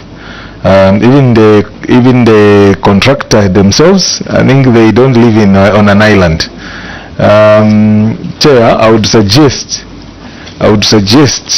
that the committee subpoenas even the contractor to come and appear before the committee. These are serious matters. We can't have a contractor just meandering around the legal issues. And also Attorney General probably to come and give us their side of the story on the legal part, to help this ministry here, which clearly is struggling because of not legal representation in this particular matter. We need to recover the money for the Zambians. Thank you, Honorable Kambita. Honorable Wamnyima, is it progress? We'll have a position on this one. Chair, this matter is not difficult. Yes. It's straightforward. And why I'm saying straightforward, just the second last paragraph, the Solicitor General's advice here, it says the supplier's failure to deliver goods despite receiving an advance payment constituted a breach of contract, of which the ministry should have claimed damages as per clause 24 of the contract. However, by requesting renewed advance payment and performance bond from the supplier, the ministry effectively waived its right to liquidated damages and indicated its intention to continue with the contract. Additionally, the supplier's request for an extension further demonstrated a mutual intent to proceed with fulfilling the contract. So, you are being guided here that both your conduct and with the supplier's conduct shows that you still intend to keep this contract. Then last minute, no, give us back the money. There is nothing here that the supplier should pay back. The time to claim, they didn't claim, as provided for by clause 24 of the contract. The ministry didn't claim liquidated damages. So they are rightfully told to sit down with the supplier to renegotiate terms. That's the official legal advice you've been given, which they are refusing to follow. So, Chair, for me, this is not a difficult issue. The Office of the Attorney General has given advice, so you don't follow that. They are telling you your conduct by failing to make these claims effectively waived. So for me, Chair, it's a matter of the ministry following this contract. Even now that you got the supplier payers, but the ministry has got no legal standing and they've been guided. So for me, Chair, just one question. Just one question. What is the challenge with following this advice? What is so big that this advice should not be followed? From the lawyer, the Attorney General is offering the legal counsel for the ministry. Your legal counsel is telling you to avoid this litigation. Sit, agree. So for me, I want to understand, Chair, what is so difficult here to follow what the Attorney General is saying so that we should not lose further resources? That's just my question, which begs an answer, Chair. If there can be an answer to that, we can effectively guide the ministry. Because otherwise, for me, Chair, as long as this is not being answered, then we need to sit here with the Attorney General. Thank you. And supply. Otherwise, Chair, say that no, I can't understand. Thank you so much, Honorable Wamnyema. It's difficult. Why is it difficult? Because in law there is no right answer. I do get your argument, Honorable Wamnyema, and I know the background on how you are making your submission, and also your chair will make his submission, and we'll hear from Honorable Mwila. Honorable Mwila can proceed. PS, take into consideration the question from Honorable Wamnyema, very important. Honorable Mwila can proceed, then we'll have position. Yes, Chair. Again, looking at the evidence and all the correspondences, just so that we don't leave this table or make a conclusion on this issue, thinking maybe the supplier did not mean well right from the beginning, because I would not think so.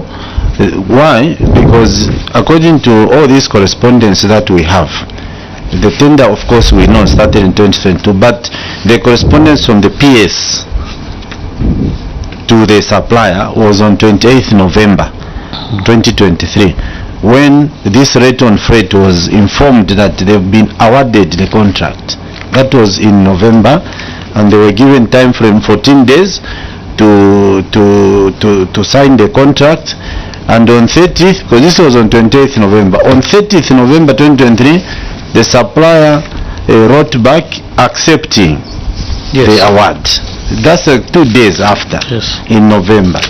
And then in January Now we are in 2024. Before they could even ask for an advance payment, before they could even supply, they wrote to the ministry requesting, this was on 25th of January, they wrote to the ministry requesting price negotiation, and they cited the time that it has taken between December 2022 and then the date of the contract signing was in January 2024. So they approached, they were proactive to say, can we negotiate this, because the prices have changed and everything.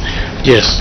Then they were denied the opportunity to negotiate. So this contract was mismanaged from the beginning, because if the procurement team well vested with the procurement guidelines and the law, they should have known that actually there is an opportunity to negotiate this, but they were not given that chance to negotiate. It was clearly denied, and that is how later on they asked for 25%, because it appeared the avenue of negotiating was not open. So they applied for that payment of 25% and see how things would go, but it was difficult from the beginning then. Yeah, this contract was mismanaged by the ministry. Thank you. From the beginning. Thank you. What I agree with you, Honorable Mula, is the contract was mismanaged, because what's the intent of the supplier to ask for an advance payment when the negotiation has not been awarded, given? What was the intent? Are you going to still supply with the same price or not? Because what is the intention? I think that's why I'm saying we've got a lot of points of argument, but suffice to say that PS, I think what we do, honorable colleagues, let's have the supplier, let's have Attorney General, then we can look at this matter, then we can have a position and advise the Ministry and the Attorney General on how to move forward, because from where I'm seated, I think the supplier also has an intent. Ministry mismanaged, they failed to claim liquidated damages, but they accepted the extension, which now they had to waive now their rights, because they had accepted for that extension which was awarded.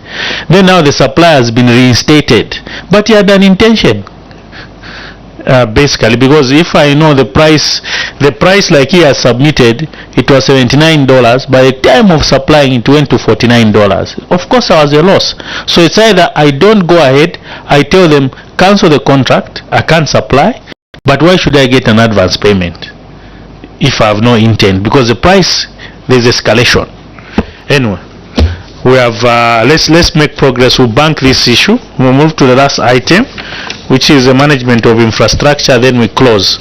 Honorable Mukumbi, you can proceed. Thank you, Chair.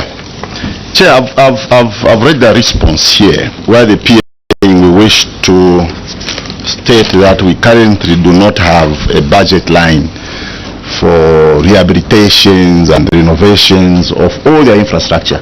I note that, yeah, the audit has just sampled a few provinces, but this is a common problem, I think, in all your provincial centers. PS, are we together?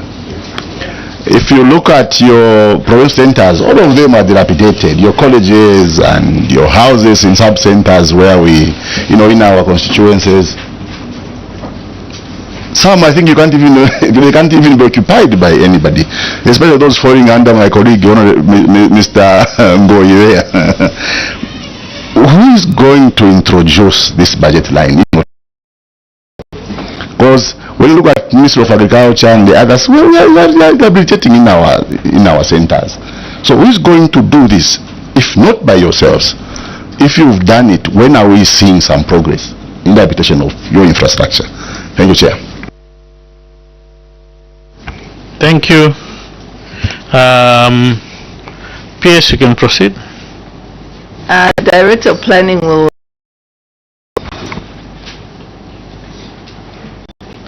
Thank you, the Director in charge.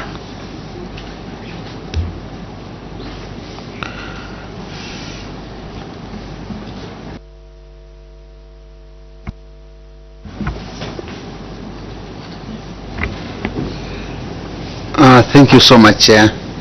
At the budgeting stage, when you are being given these ceilings, in fact, we start with a policy statement to Minister of Finance. Sometimes when we engage them on putting an infrastructure line, they say no, infrastructure has to go to the Ministry of Infrastructure. So it is a bit, it's tricky for us to introduce a line when you are advised by Ministry of Finance to say that all infrastructure projects in terms of government buildings and so forth, they need to be under the Ministry of Infrastructure. And for that one, like for instance, the infrastructure which we are building for these people who are vulnerable, it is sitting under Ministry of Finance, under Ministry of Infrastructure. So we engage Ministry of Infrastructure to budget it for it there, and then they come and do those infrastructure projects. But with regards to this dilapidated infrastructure which is in our institutions across the country, I think the Department of HRA is undertaking an assessment, and once that assessment is complete, a package which come probably the budgeting period for next year will be able to negotiate with Ministry of Finance so that Ministry of Infrastructure can be given that report so that we can see how we can work together with the Ministry of Infrastructure. I thank you, Chair. Thank you. Any further question?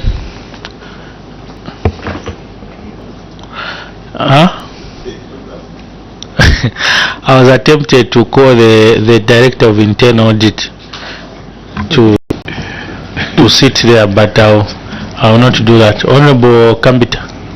Chair, we don't want to actually overburden the witness with questions on a matter that we feel is a little bit beyond their reach. What we can do as a committee is to make appropriate recommendations for this situation to be actually addressed. I submit. Thank you. Bukamita. Honorable Mukumbi. Chair, we are aware of the Public Finance Management Act and what it states on such matters. It's your responsibility as a ministry to take stock of your own public. It's your responsibility. Your responses can make us drag and even stay longer in here, you know. So, if I may ask you, where is your report for last year or the other year, on the other year and the other year? Because you're supposed to be producing reports on state of infrastructure in your particular ministry. Do you have a report? Because you have stated here HR department is now undertaking that particular exercise. That's when they're doing it. You're being reactive to the audit report. So, in the previous years, what has been happening? We move in these sub-centers. There are those in our constituencies, and we note the state of infrastructure in there. Especially in the Department of Community Development. I don't think they even have houses left in the sub-centers. Provincial headquarters, Kitwe, this one in Chindola and Sorwezi. Try to go there. You don't have. We understand, Chair, that there is need for funding, but it's our responsibility to push also the Ministry of Infrastructure so that we have a budget line done, we have resources, so that at least we keep our staff in comfortable environment. Chair, I submit. Yes, any reaction to that? It is something that we are actually looking at as a priority because, yes, we do have quite a number of structures that are very dilapidated, and a number that have even been, we've even been guided that they shouldn't be occupied. So it's something that we're looking at as a matter of urgency. I submit. Thank you. Thank you, PS and your team, for coming before this honorable committee. This is your second day, and we've seen there are a lot of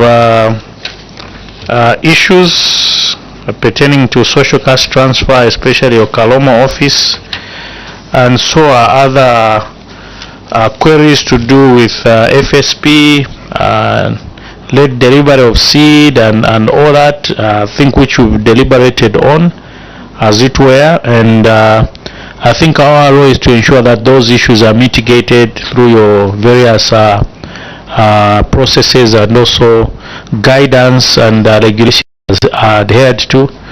And suffice to say that you mentioned a very interesting aspect of the lowest bidder and failing to perform, as it were. I think we as government, we need to look into those aspects, especially sit with ZPPA and other stakeholders to ensure that we don't have this back and forth, because we need delivery, if it's for projects, if it's for consumables done in a financial year to specifications. And it's important that I think that particular aspect is relooked at to ensure that even your officers who are in charge of procurement through your office can ensure that it's not just the lowest bidder. You give the lowest is who we are going to save.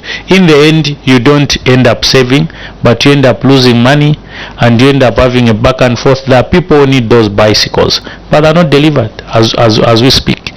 And now there's budget issues, overrun, you go in another year, and all that, which I think is not needed to ensure that your ministry, being one of the pivotal ministries in terms of livelihood of people, community development, and that some of those issues, even at the award stage, they can be considered. I think with ZPPA, say, look, this is what we have, and these are the challenges we are having. Advise us on how to proceed, because we've seen these challenges. We go probably for this performance experience, but you find that people can also forge some of these things, and you find that they're not conversant in a given perspective. Yes, it's important to empower us, but it's also important that we have the quality, the standard, and delivery according to the stipulated contract is done. Then we have issues of escalation of contracts, back and forth, litigation. It's a waste of time. And also the 3.7 million which was paid, if we look at it now and we look at convertible currencies, the value for money, there's all those aspects if you start considering that. So I think it's important that we make good decisions at spot on, and then we mitigate some of these issues. Yes, we know there are rigidities, certain laws, and but I think we can engage the stakeholders and do effective consultation before I think we progress in some of these matters. Pertaining this issue of is it Raton Freight and Limited, I think we will Secretariat to advise you. We just sitting with the Office of the Attorney General, yourselves. We'll get also further guidance, but suffice to say that submissions has made by various of my colleagues, I think this contract was first mismanaged, and also from the legal perspective, from the time you had signed the contract and you didn't pay the advance payment, the contract was in abeyance. It was suspended. Only when you paid the advance payment after renewal, then the contract starts to run.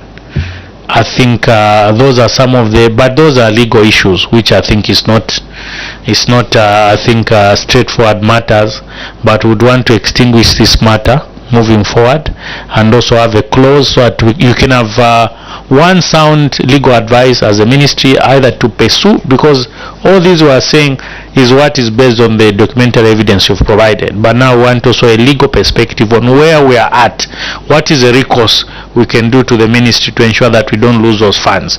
That is the essence of who are conferred with that duty, as it were, so that they can argument and come up with a last. Infrastructure, very important. I think maintenance policy, we've advised various ministries, and that I think overall government come up with policy and have a to ensure that we can maintain our infrastructure.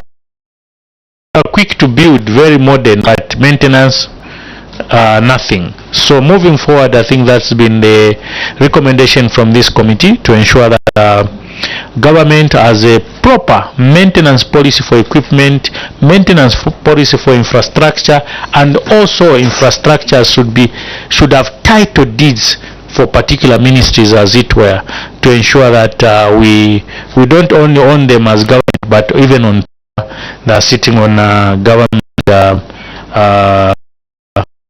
balance sheet. So we do thank you most sincerely with your team for coming yet again for this interaction, and we are grateful for your submission. Yes, and your team. Let me take this opportunity, PS, now to thank you most sincerely with your team. Our role is not to demean or disparage the ministry, but to find ways and means on how we can mitigate some of these issues moving forward, and also protect government funds, as it were. That is our primary role as Parliament, to provide oversight to the executive in that sense. So we do thank you most sincerely. Let me lift immunity conferred before you and your team, that now it has been lifted, and thank you so much, and have a good afternoon. Thank you, Chair. Thank you, Committee.